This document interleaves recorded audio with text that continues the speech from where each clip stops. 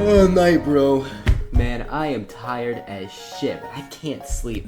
You know, maybe I'll play on my Switch. I haven't played BDSP in a while, you know, get a new run in and what the fuck? Stop! Don't do it! Just here, play this. We'll make the timeline safe again.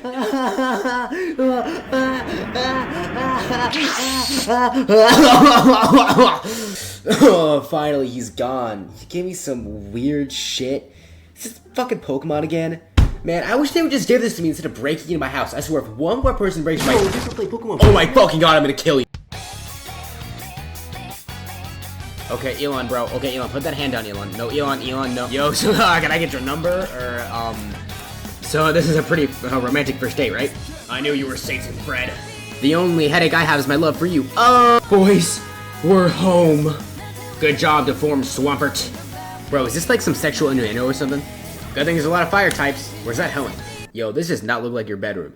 I've been lied to, this is the third! So after playing Pokemon Heart Gold and Soul Silver and thinking they were a little bit overrated, please don't fucking kill me, I thought it'd be fun to try out the games that came out in that same generation. I was gonna play Pokemon Platinum because I heard that it was just the better of the two games, and after playing it, I'd 100% agree. And I played Brilliant Diamond before, and after playing this, I just realized that these remakes were not needed, because everything that the remakes did, Platinum did better. The remakes felt they were trying to like replace Platinum in a sense instead of building upon it.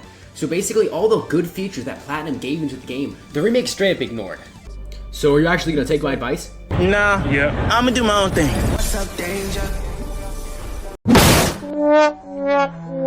And a lot more issues that were there were addressed. Almost all of my issues I had with BDSP were fixed in Platinum. And this game was like 15 years younger than it. So that's just a little insane to me. And one of the things that I think it did much better, also than Heart Gold and Soul Silver, was the lore in this game is just insane. Like, mind-blowing levels of insane. Especially for Pokemon at this time. Like, I don't understand how this and Heart Gold and Soul Silver came out at the same time, and I know those were remakes, but it's like comparing a fucking Gibble to the fully evolved EV-IV trained Garchomp from fucking BDSP. Like, worlds of difference. What I mean by this is that, like, Team Galactic is just a straight fucking cult, and that's so cool, because in, like, Ruby and Sapphire, where you had the evil teams wanting something, there wasn't really, like, a good reason for it, but here, there's a decent reason. They're trying to reset the world to make it good again. And while I'm not saying Emerald Story is anywhere near bad, I love those games, this game's story is just a little bit better. And one thing that I fucking love about this game is that the main villain just fucking dies. Like, he comes back, but he fucking dies for a second, and you get jump scared. That's fucking awesome. It's peak. Now, I'm not gonna say much about BDSP here because it is basically just a Diamond and Pearl story, because those games are just carbon copies but worse. But the only changes that I found were nothing. Like, genuinely, there was nothing changed. The closest thing to the story that was changed was the Pokepark. Yeah. What I loved so much about this game and Pokemon in general was that it's based off of divine inspiration. And I don't mean like just Japanese or Christian. I mean like Arceus is based off of like 4 or 5 religions, which is fucking sick, but we'll get to that in just a second. The 3 gods of Pokemon are so damn cool. I love religious works in games, especially that take like inspiration off Christian stuff, because I'm technically Christian. So seeing like my religion be like inspiring shit is so cool. Some people will be like, that's sacrilegious. Like, dude, shut the fuck up. If we didn't have that, we wouldn't have Devil May Cry. So like, you know. Dialga is the god of time, Palkia the god of space, and they're so damn cool, but a 2-year-old can catch them and use them in battle, so that's pretty hilarious. And Giratina is just fucking Pokemon Satan. That's the coolest shit you could ever do for a Pokemon, by the way. Pokemon Satan? Absolute cinema. Now, we already discussed the origins of Arceus, but one thing I will say in Legends Arceus, it's discovered that he's only using like 0.001% of his power, and when we catch him, that's the amount of power that he's given us. That's pretty fucking cool. He's just pitying us, and I'm assuming the other gods do as well, but I could be wrong. Little Timmy could have full power Giratina, but yeah. The Lake Dudes are cool lore-wise, but they're also a little bit lame because in battle they suck, but they are based off of willpower, emotion, and knowledge. So in lore, they're pretty cool, but in battle they are ass. Speaking of battle, this game nailed the balance between challenging battles and rewarding exploration. It introduced a lot of new elements to the game compared to Ruby, like updated graphics and just more stuff that makes the game more friendly that I would love to mention. But I forgot. Of course, we have to mention, though, the physical special split, which is one of the greatest things Pokemon has ever done for battling, period. I don't think that's argumental. I think that is just a definite statement, you know what I mean? It made competitive more fun, it made actual battling more fun, and it made the types more dynamic instead of being just one special and one physical. Now, the Wi-Fi feature in this game is basically run-of-the-mill as everything else, Hatsune Miku, blah, blah, blah. It works as every single previous game and pretty much every single post-game where you connect to the internet, you can battle online, and this is where it really started because this is the first where it was really connected to the internet, if I'm correct. Pokemon Contest, I didn't really play because I don't really like that, but if you like it, tell me in the comments. Let's just move on to the Pokemon. It was now, how is a nigga gonna borrow a fry? Nigga, is you gonna give it back? Now, I'm gonna make this very clear before the section even begins. Are the Pokemon themselves absolutely phenomenal and awesome? Yes. The dex? It's fucking ass, dude. Like, the type variety is horrendous, especially in Diamond and Pearl when there was literally only like 2 fire types. And like, in BDSP they do somewhat fix that with the underground, but if you don't use the underground, there's still only 2 fire types. And one of them is the starter. So if you don't use that starter and you don't like Ponyta, there's no fire type for you, buddy. And in my opinion, the worst thing about this generation, it's not even technically a bad thing. It's just the team variety I see people use is so bad. Everyone uses the same like 6 or 7 Pokemon, maybe like 10.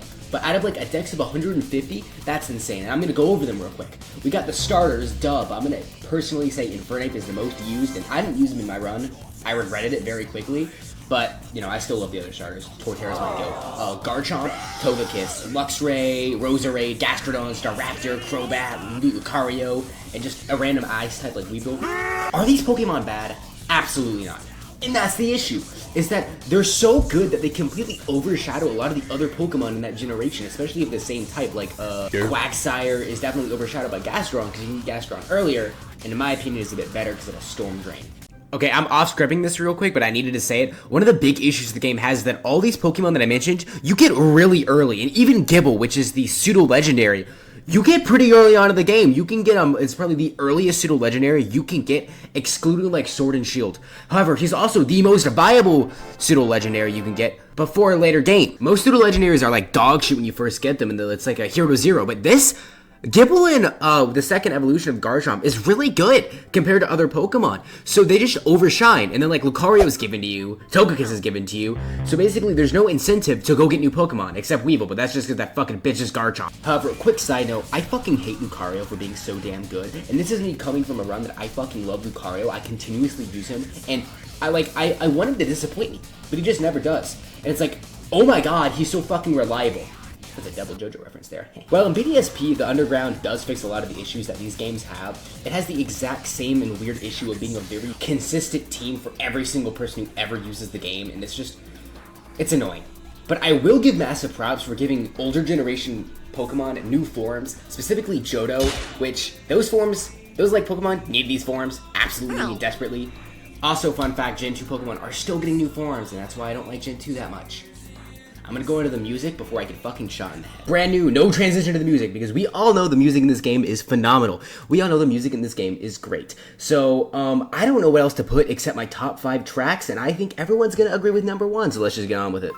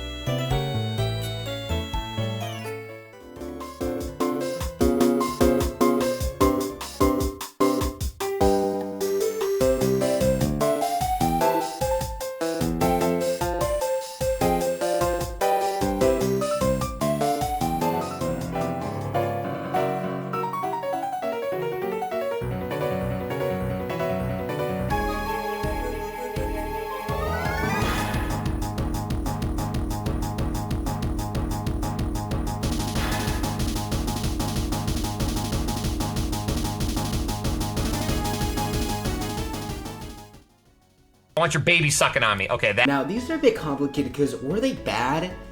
Yeah, they're pretty shit. But they did improve on a couple of things that the Platinum actually didn't. Like, the Underground had a ton of new Pokemon you were able to get. Some not even in the original Platinum or other game, which included a lot of needed fire types. It was pretty fun, pretty difficult at the end, which is also one of its big issues. Huh? The game suddenly decided to turn from a easy turn-based RPG where you had the most overpowered shit in the world to hell. Bro, this is the easiest Star Wars game I ever played. I'm